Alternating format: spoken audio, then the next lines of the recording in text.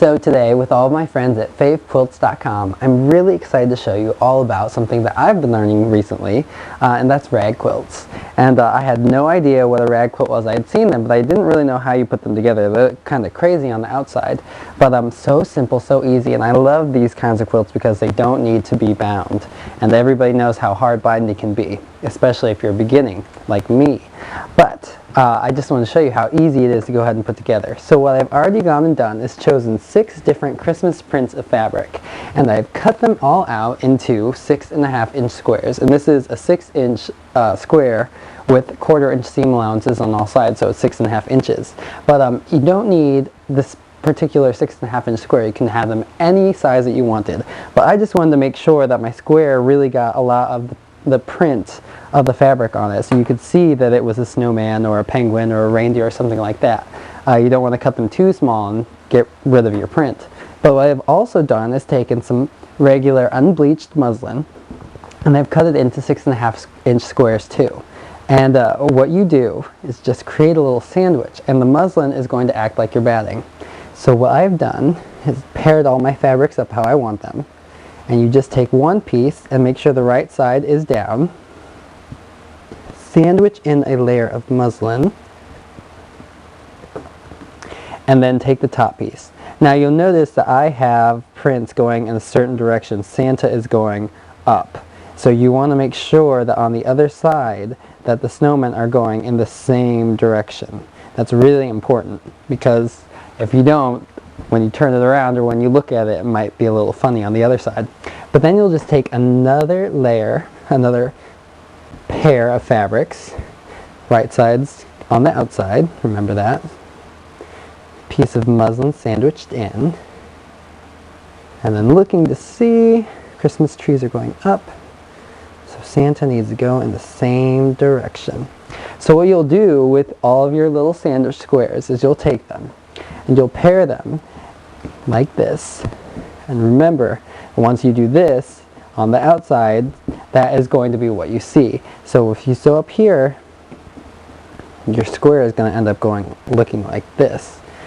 But I'll show you that when you get to the machine. But you're going to sew with a 5/8-inch seam allowance. And I'll just show you how easy that is, and then you join everything all together.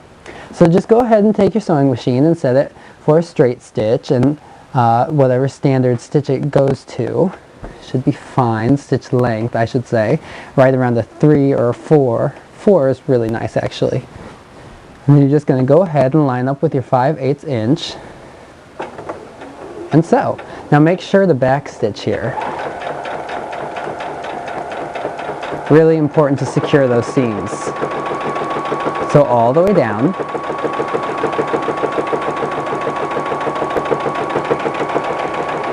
Back stitch at the end, and there you go. Now you cut that out and you'll have your raw edge just like this. Now what you'll do next is take your next piece and sandwich it in right there. Make sure it's not one that you already have. Here you go, and sandwich the two together.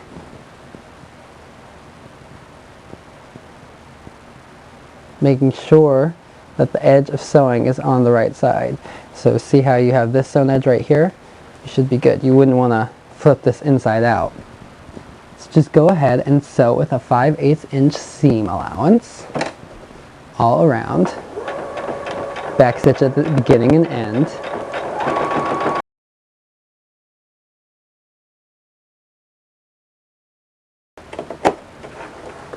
And you'll just create your chain as long as you want, just like that.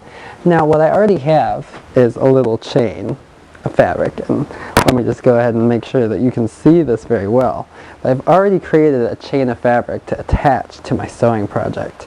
So what I'm going to do is just lay it down long way so I can lay it out. I'm going to attach it to right there. And what you do, simply make sure that, check everything. Oh, nope, it's the wrong way. Make sure that every time you sew, you have the prints going in the right direction. And you'll just line everything up just like that, edges straight like that.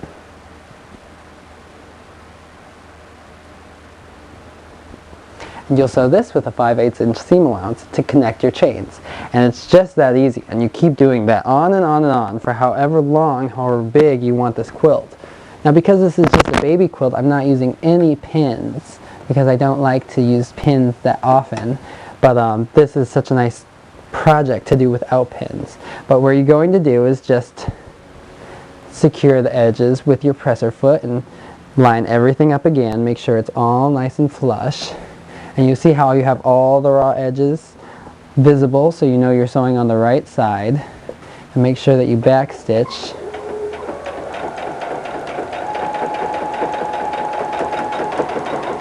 Five-eighths inch seam allowance.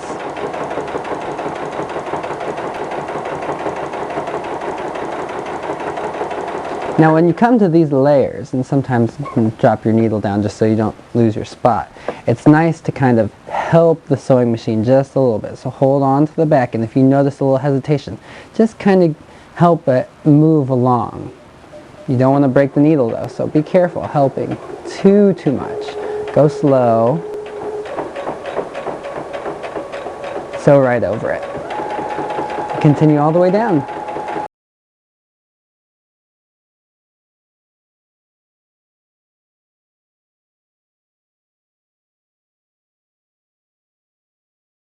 And there you go. So now what you have is something that looks like this, and you can see how fast this is going to grow.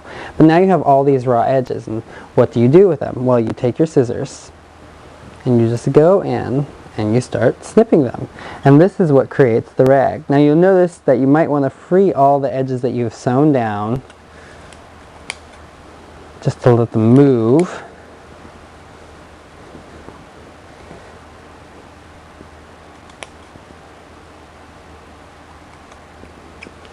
And then you just take this seam and cut right up to the edge of sewing. And it's just that easy. And sometimes I like to use the part of the scissors down here closer to the base, just because that doesn't get used as often as the tips, and it's often a lot sharper. So just cut, every 1/4 of an inch and give yourself that lovely texture. Now one thing, when you've gotten your quilt as large as you want it, what you're going to want to do, and I'll just show you really fast, is go ahead and go over to the sewing machine and sew a 5/8 inch seam all around the edge of the quilt. So just go ahead and look, line yourself up, and this can go really fast, but make sure you back stitch at the beginning.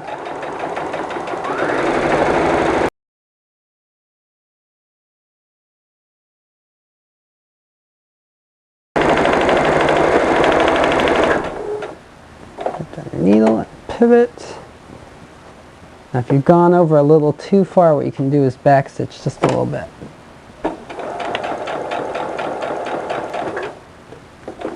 Drop down your needle.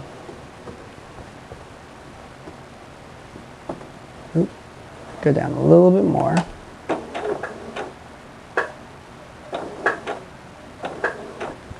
And pivot now.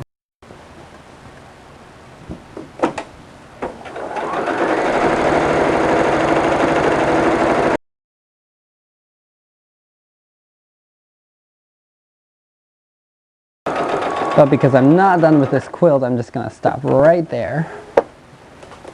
But even right now, I could go ahead and snip a little bit with the scissors just to show you. And I would free my edges just like before. And sometimes you'll see that you're actually cutting, you're going to lose some fabric. So go ahead and do that. Just go ahead and snip. And just like before, sometimes closer to the base of the scissors is the sharpest part. But just go ahead and trim to your heart's content. But anyways, this is it. This is just how easy rag quilts are and just how fun. And I hope you give it a try. And I hope you like it. Thanks.